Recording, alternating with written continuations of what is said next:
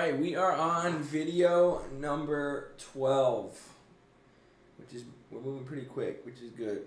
But I want to go over a part 3 today for fair value gaps. This one's going to be labeled inverse fair value gaps and how to identify them, which you guys should be able to identify these pretty easily. It's literally a fair value gap that gets disrespected, and we're going to show you how you guys can use them off of a liquidity sweep.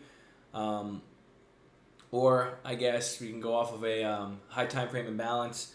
But again, I usually use these off a liquidity sweep, or if we form, let's say, a liquidity sweep and an SNT, and we're going to go over what an SNT is in the future videos, so we're not going to try and confuse you a little bit.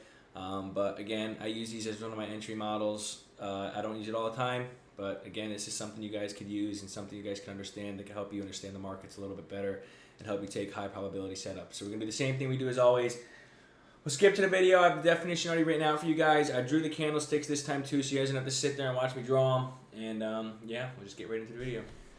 Okay, you guys should be able to see that. So make sure you guys have your notebooks out. Write this definition down.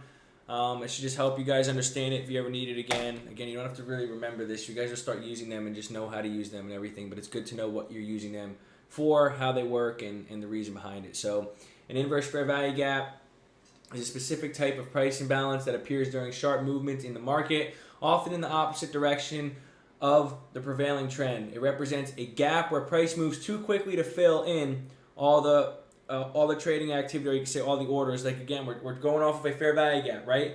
It's literally a fair value gap that gets disrespected. So with a fair value gap, we usually have that gap in between, right? If we're in an uptrend, we're expecting price to come back down into this fair value gap, fill more orders, and then continue up. Correct?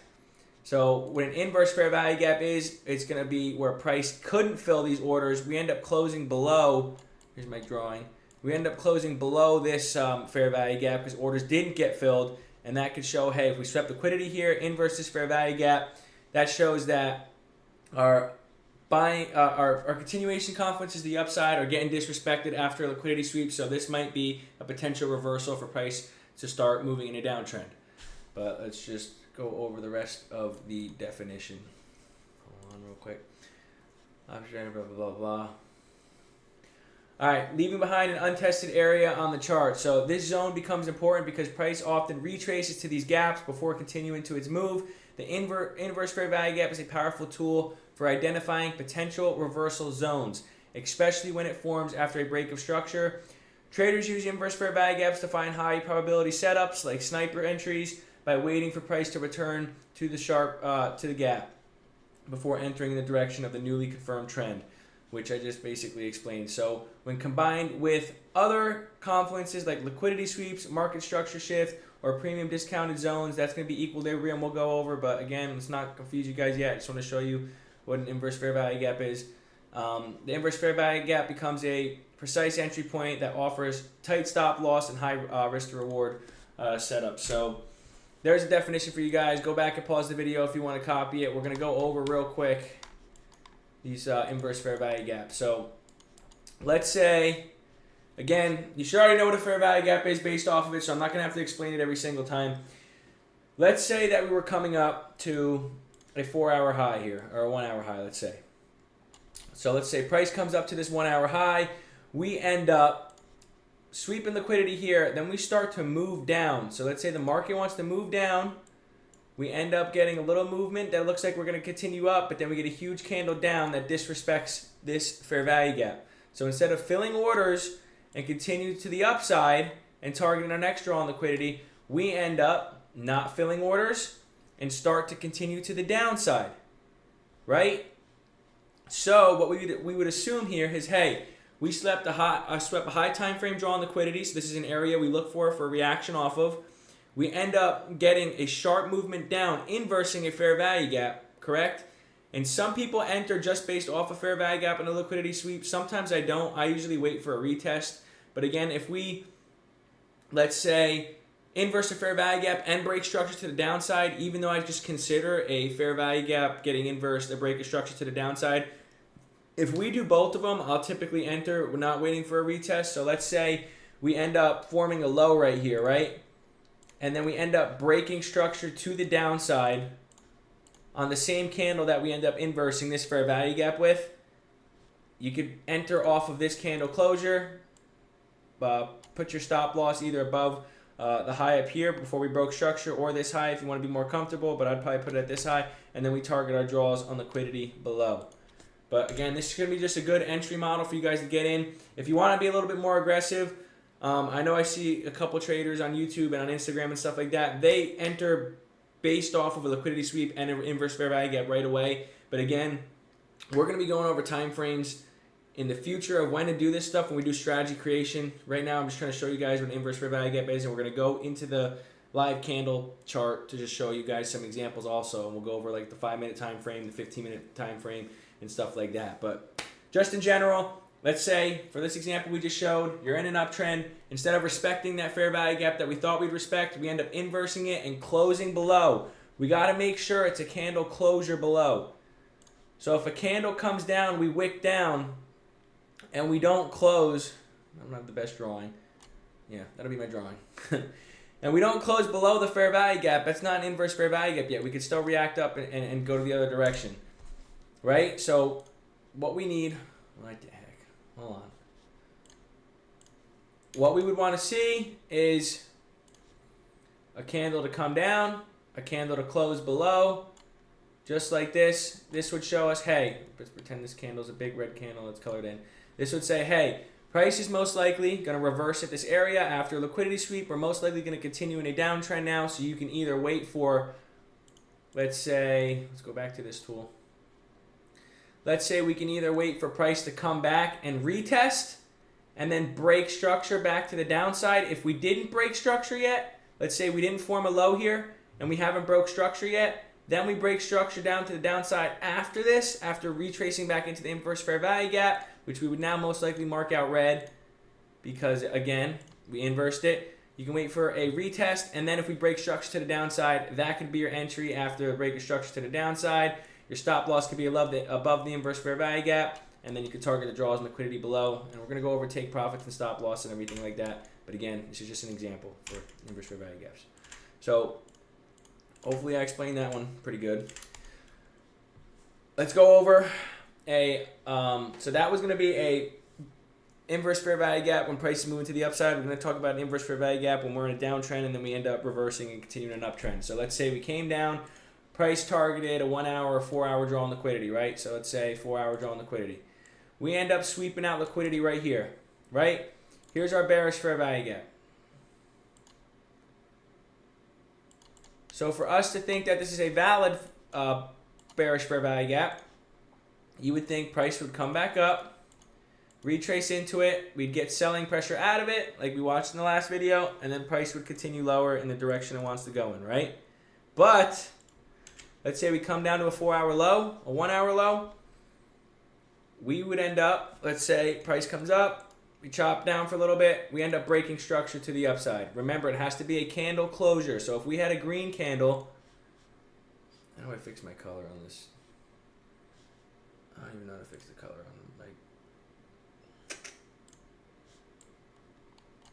There we go. Okay, there we go. Sorry. Oh. Bang. Boom. Bada bing. Okay, so let's say we have a candle, a big candle comes up. Really? Here we go. We get a candle closure above here. Then that would be considered an inverse fair value gap. And again, if we broke structure to the upside, let's say right here, we broke structure, then we got an inverse fair value. Well, we didn't break structure yet. We come back down. We end up breaking structure and get an inverse fair value gap with a candle closure on this candle. This could be your entry. Bang. Not like that. This could be your entry. Your stop could be below this low. Target the draws and liquidity above. But again, let's say, hey, we sweep out liquidity, right? Let's say we sweep out liquidity and then we just get a huge candle right here. Big bullish candle out of it. Bang, not the best drawing. Pretend this is colored in, right? We get a huge candle out of it. Some people will aggressively enter off of this and just take their trade off the candle closure, put your stops below the lows, just like this. But again, it's all about your risk tolerance and go back and back test this stuff, see what works best for you.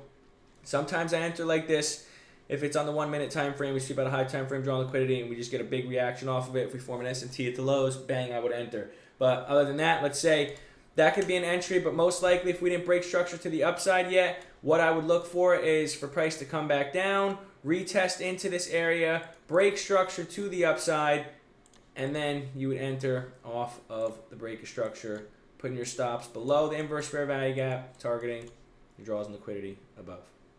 Correct? Cool. I think that's pretty good. You guys should understand that. So let's go over... I don't want to go over any S&T stuff today, so we're just going to stay on NASDAQ right now. Let's see if we can find some examples. And I'm going to do this live for you guys. So we have a 4-hour low here. Let's see if we get one off 4-hour low.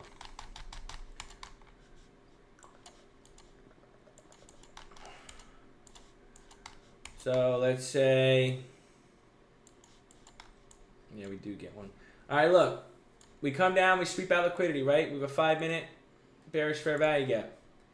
As you can see, we didn't end up breaking structure yet on this candle, right? We didn't inverse it on this candle. We can't get a candle closure. We inversed the fair value gap on this candle, correct?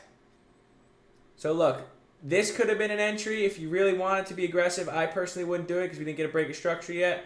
We could have had S&T, I don't know. But again, could have put your stop at these lows, entry, target draws and liquidity above if you wanted to. But probably would have got stopped out on that trade. But again, this is just an example. But look, here's what I was talking about before. We see a liquidity sweep. We end up inversing this fair value gap on this candle. So what do we want to look for next? We actually get another bearish fair value gap right here. So we already inversed one, and we come back and retrace into this 5-minute fair value gap.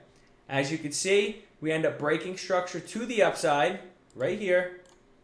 So there's our break of structure off this candle closure.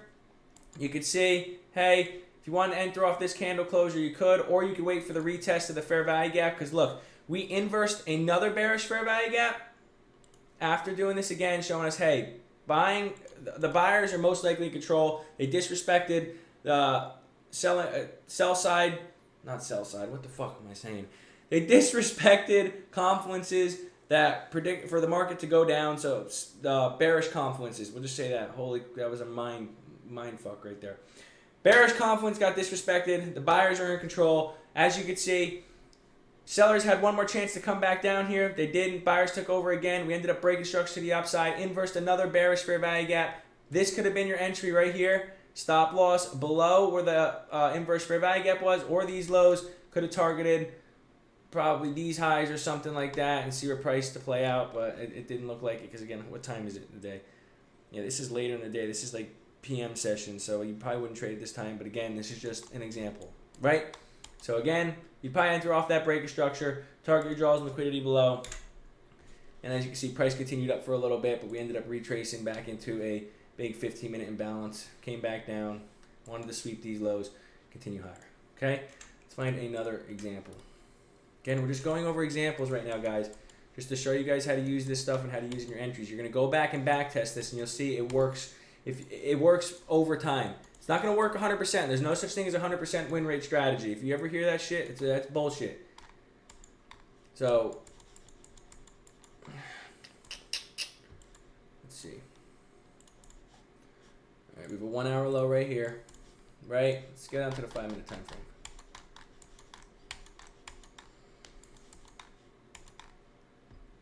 Oh, here's another example right here. Look, liquidity sweep.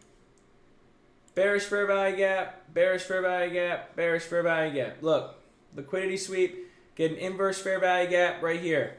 I personally wouldn't enter yet. I'd wait for my retrace. We end up forming a bullish fair value gap right where if we retrace back into the inverse fair value gap, we come back, look what we get. We get a retrace back into it. We end up breaking structure on this candle here, let's say. Again, this is on the 5-minute. You'd most likely scale down to the 1 minute. This could be your entry off the 5-minute right here. Stops below these fair value gaps. Target your draws and liquidity above. And this one would have been a good one.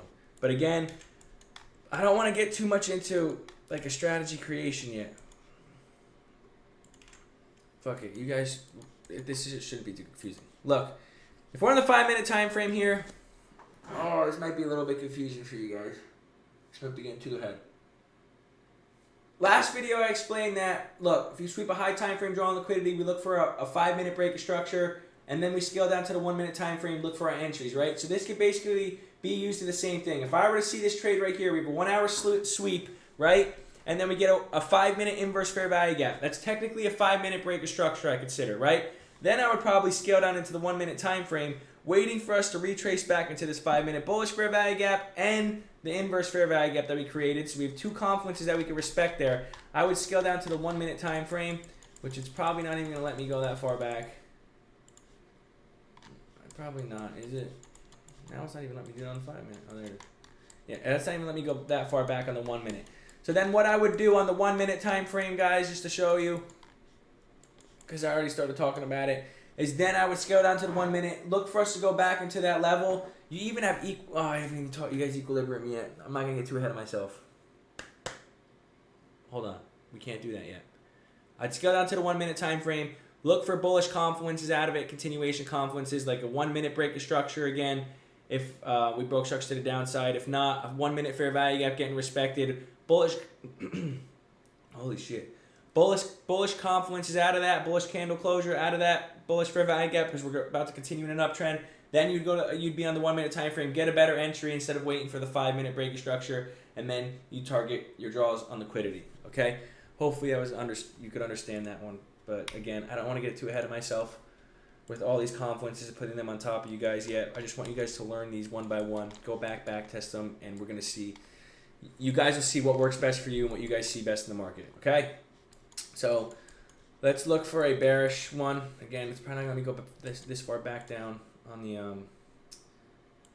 5-minute. So look, let's see. We have an hourly high here, hourly high here. Both of these get swept, right? Look, let's go down to the 5-minute, see if it lets us. Okay, sweet. All right, look. Let's say we scale down to the 5-minute, right? It's like 11:20 a.m. I won't be trading around this time, but again, we're not going over time frames yet. Let's just go through over a bearish example, okay? So we come up, right? We sweep these draws in liquidity. We sweep this 1-hour high. What do we end up doing, right? We come up. This wouldn't be a good entry yet because we inverse a fair value gap. That's why I always wait for the break of structure after, guys, if we don't break structure yet. Let me turn this magnet off. So look, we had a tiny bullish fair value gap here. We end up inversing it here, but we never broke structure to the downside. See, this is what we'd want to wait for, a break of structure to the downside. So look, we don't break structure to the downside here. We don't break structure to the downside here. Price ends up continuing back up. We want to do another sweep. Look, we end up forming a 5-minute bullish fair value gap here. We wait for our break of structure because we didn't break to the downside yet, but we get our retest, right? We get our retest. We end up getting a bearish candle out of it. We wait for our break of structure to the downside. Bang. We get a break of structure to the downside, right? Again, this is on the 5-minute. We're just showing this as an example. We'd most likely scale down to the 1-minute time frame once we get into here, get a good entry, and then price would continue down. But let's say we're on the 5-minute time frame here. This would be your entry. You can put your stop above these highs if you want, or above this fair value gap, and then you target your draws and liquidity, like if you wanted to target these lows down here. Again, the risk to reward isn't too good on that trade, but again, even if you put your stop above this high, it would have hit take profit down to here for a 1-to-1. It looks like, yeah, 1-to-1. But again, price ended up wanting to come back up one more time. Then it ended up dumping all the way down, just to show you guys that it can work. Okay, the market's going to do what it wants. Again, it's not going to work 100% of the time. You're going to see that in your back testing, but there's no such thing as a 100% win strategy. I don't give a shit what anybody says. So, yeah. Let's go over one more example. Let's go on the 15-minute time frame, right? So let's go to the 15-minute time frame. Remember, if I'm looking for a 15-minute liquidity sweep, so we look for a 15-minute liquidity sweep, I'm probably going to scale down to the 1-minute time frame, look for a reaction off of the 1 minute. So usually with my PM session, I shouldn't even keep getting into detail with this, but again, PM session, I usually wait for like a 15-minute liquidity sweep, and I scale down to the 1 minute and look for my entry. High time frame draw on liquidity gets swept, I usually scale down to the 5 minute, look for a continuation conflict in the 5 minute, scale down to the 1 minute, get my entry. That's usually what I do. But here, let's say 15-minute, we get a 15-minute liquidity sweep, right? We'd scale down to the 1 minute time frame. and we look for an inverse fair value gap to the upside. Let's see if we can find one here. I don't have one there. Here would just be good for, again, we're going to go over fair value gaps and stuff, just inverse fair value gaps just for the entries right now. But I'm not going to get into it. So look, we end up getting an inverse fair value gap on this candle right here, and we are already in an uptrend, right? We already broke structure to the upside on this candle. So I most likely wouldn't wait for the retrace. So we come up, we inverse this fair value gap. This could be your entry. Stop. I wouldn't put my stop below this. I'd probably put them below these lows, or maybe these lows down here. Let's say we put them below these lows right here. Then you target your draws and liquidity above, and you can see price comes down, retest the fair value gap real quick, and then we end up, the inverse fair value gap, then we end up continuing up. And again, maybe target 5-minute highs, 15-minute highs. I shouldn't even be going over that yet, but again, like, yeah, this trade ends up taking out these draws and liquidity. We take out this draw on liquidity, and we end up pumping all the way up, just to show you that it works. Okay, and that's literally a what? That's literally a 1 to 6. Like, again, some people would probably put their stop loss below these lows if you wanted to target a good trade, just to be safe, and it's still a 1 to 3.5, and it still ran even higher. So it shows you that it can actually work. And I just want to show you the examples on these. So again, that's what an inverse fair value gap is, guys. It's pretty simple. It's literally, here, I'll make this bigger. Literally just don't overcomplicate it. It's a fair value gap that gets disrespected. So again, if we sweep liquidity and then we end up getting an inverse fair value gap, that shows us that whatever direction we were in, those people, those buyers or sellers weren't in control. So we're predicting after a liquidity sweep for price to continue in the other direction, and we're going to try and catch the bottom of a new trend, if that makes sense. So again, if we come up, we're in an uptrend, we sweep out a 4-hour high, or a 15-minute high. Let's just go over the hourly high, or 4-hour high. So we sweep a high time frame draw on liquidity, and then we're trying to get the move, the start of the trend to the downside, right? So we see an inverse fair value gap. Let's say we don't get a break of structure yet. We want to look for a retest, then a break of structure, entry. If we see price come up, sweep out liquidity, we end up slowly chopping down, forming a low where we could break structure. Then if we break structure and get an inverse fair value gap and a strong move in the opposite direction of where we swept liquidity, then hey, we're probably going to enter off that one and try and predict that literally the top of the downtrend that's about to start, right? So it's very simple once you guys get the hang of it. What you guys need to do is go back test this. Look how an inverse fair value gap works off liquidity sweeps. You should already know what a liquidity sweep is and how to identify liquidity. We literally made a video on that, so you should be able to go back and identify that if you made it that far. But again, what I recommend for you guys to do is put in the work, go back test this, see how it works for you in the markets. Again, we're going to get into a strategy creation as time goes on. We're going to go over SMTs, equilibrium, Fibonacci. We still have to go over breaker blocks, order blocks. What else? I said SMT already. And I think that's pretty much it. And then we're going to do a couple psychology videos. So we're going to keep moving on and keep doing this stuff. We still have a lot of videos to get out for you guys. But again, don't overcomplicate this stuff, guys. It works in the market, I promise.